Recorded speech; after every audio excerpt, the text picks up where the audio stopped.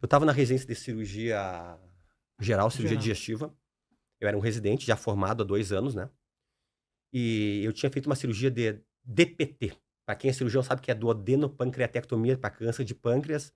É a maior cirurgia da cirurgia digestiva, é a DPT. E eu tinha operado um câncer de pâncreas, um paciente, né? Residente, né? Empolgado, que estava tudo lindo. E eu cheguei e falei para a família, na véspera, eu disse assim, do acontecido, eu disse, amanhã ele vai ter alta.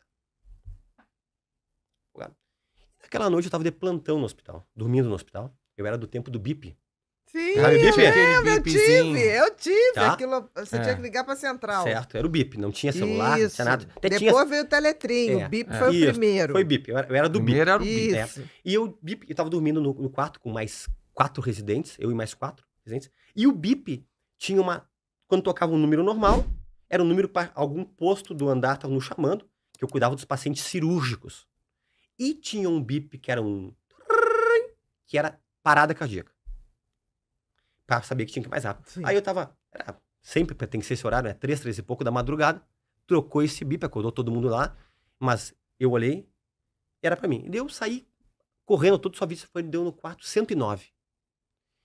E lá tinha uma coisa nesse hospital que eu fazia residência, assim, quem chegava primeiro é o que entubava. Sim, E comandava a parada. Então, tu residente, tu queria chegar primeiro, porque ia ou a equipe da clínica e mais a equipe da cirurgia, que era minha, né? Só que nessa descida da escada, eu não fui de elevador, eu fui lembrando 409. 109. Quem tá? Só não pode ser o meu paciente. Tinha 5 lá, porque era um quarto de SUS. E eu fui descendo, só não pode ser ele. Mas eu fui pensando, mas não é. Mas o BIP tocou já pra você, né? Mas eu atendia não todos. sabe, Ele estaria de qualquer maneira. Todos do andar eram comigo ali, tá? Entendi. E eu desci, não era específico. E eu desci correndo. Quando eu entro no quarto, quem é que tá parado? O seu paciente. O meu paciente, naquele quarto, naquela cama lá do cantinho, lá, perto da janela. Lá. Eu digo pra vocês que eu fiquei assim, ó. Foi um aprendizado que eu tive pra cuidar de cirurgias delicadas, pra não prometer coisas, tá? Um aprendizado de um jovem cirurgião. E foi ele. E eu fui o primeiro a chegar, junto com as enfermeiras do andar ali. Intubei. E começou a parada. Vamos lá, pessoal. Adrenalina, atropina, chegou a equipe da clínica e aquele quarto cheio de gente lá. E geralmente a convenção é 30 minutos de reanimação, né? Sim. 30 minutos, né? É o limite. Ele não reanimou. 30 minutos em nenhum momento, todo o tempo ficou em assistolia ali, o tempo, né? Não voltou em nenhum momento. Não voltou em nenhum momento, nada. Nem pra dizer, voltou. Não. Não voltou nunca. E só que eu fiz um pedido pro pessoal. Pessoal, vamos mais 15 minutos. E aí, lá todo mundo me chamava de Lemos, né? Lemos, cara, 4 da manhã, deu. Falei, cara, vocês querem sair, sai, mas eu vou continuar aqui. Mas o pessoal acabou ficando. E vamos mais 15 minutos. Bateu 15 minutos, a enfermeira marcando e disse, doutor, 45 minutos, deu, acabou. Então tá bem, acabou, pessoal. Quando aconteceu os 45 minutos, aquele homem que tava ali começou a se retorcer. E eu, como cirurgião é extremamente racional, muito mais que qualquer clínico, eu pensei comigo, mioclonias, que são os movimentos involuntários que podem dar logo depois da morte, mas isso aí dá logo depois da morte, fazia 45 minutos. Até existem esses movimentos involuntários pra pessoa que tá assistindo, que assim... Não, é minutinhos, 2, 3, 4, 5 minutinhos, você até relato de 5 minutos, começou a se retorcer naquele lugar ali. E pra piorar a situação, não é que me diminui uma fase da luz do quarto. Caiu, né? Caiu uma queda de luz. Resumo, saiu todo mundo do quarto, na correria do quarto, os pacientes saíram com soro do quarto. E ficou eu e meu paciente ali. Lembrando que, nesse momento da minha vida, eu estava um pouco afastado de Deus. Jovem cirurgião, bobinho, super ocupado, parceiro, só trabalhando ali, só achando, tá entendendo? Fui criado numa coisa, e naqueles momentos, nunca saí da igreja, mas naqueles momentos eu sabia, dentro de mim, que era o momento que eu estava mais afastado de Deus. Eu tinha consciência disso aí.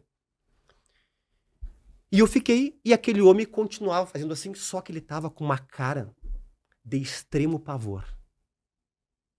Uma cara que eu não consigo descrever pra vocês. Uma cara desse tipo assim, ó. Assustadíssimo. Eu tô indo pra um lugar onde eu não quero ir.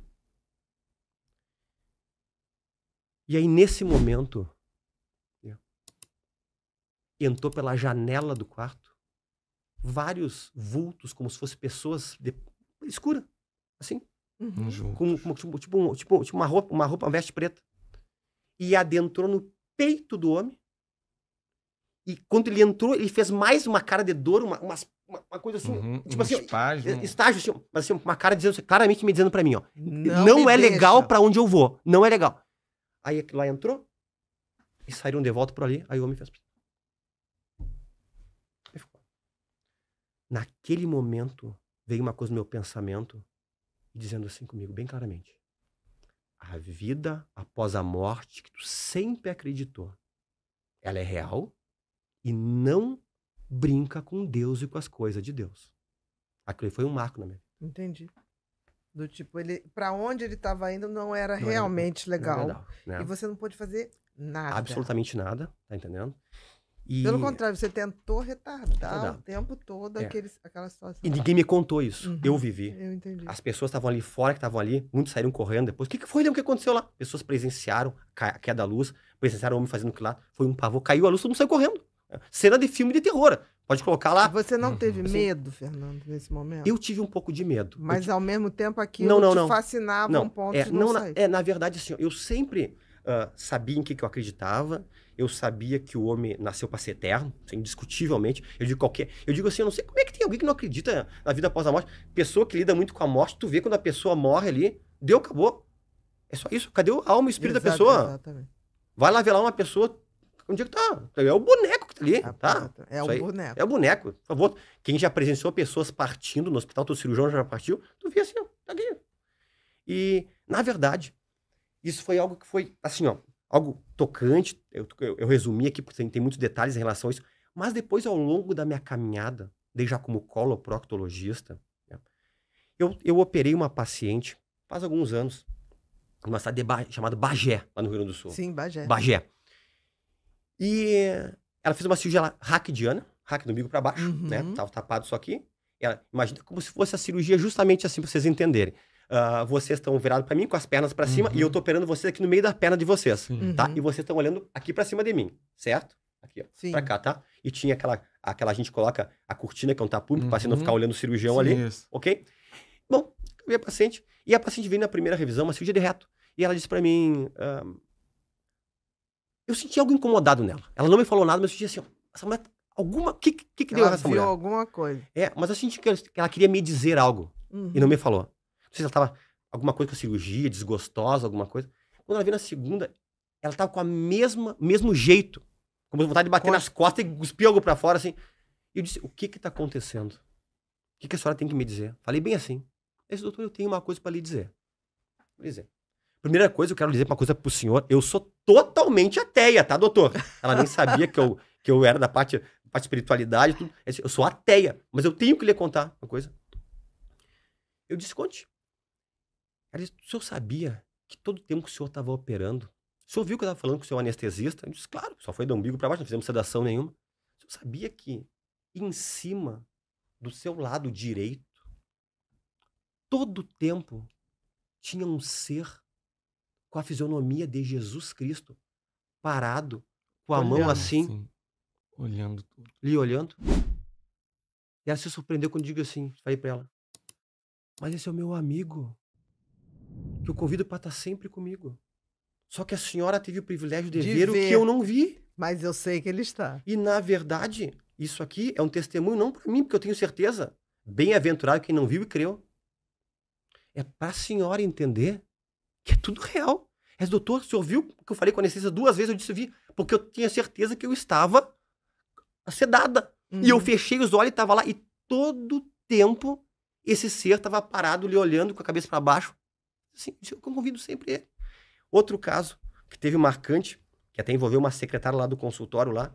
Eu sempre peço uma coisa que eu aprendi, eu sempre peço assim nas minhas orações, digo, Deus, coloca os teus anjos ao redor da minha clínica.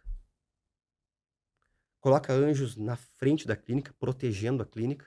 E as pessoas que vão entrar lá mal intencionadas ou com dor, que entrem já aliviadas na minha clínica. É a minha oração.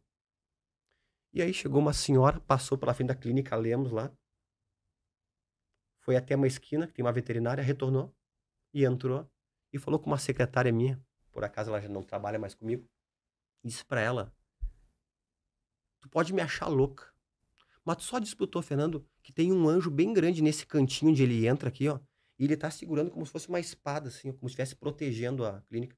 E a secretária entrou lá, me falou, doutor, eu tenho que te passar uma coisa aqui. Vem aqui, doutor. Tem uma moça ali que veio dizer, ela pediu que ele dissesse, que inclusive eu conheço a senhora, que tem. Mas eu peço.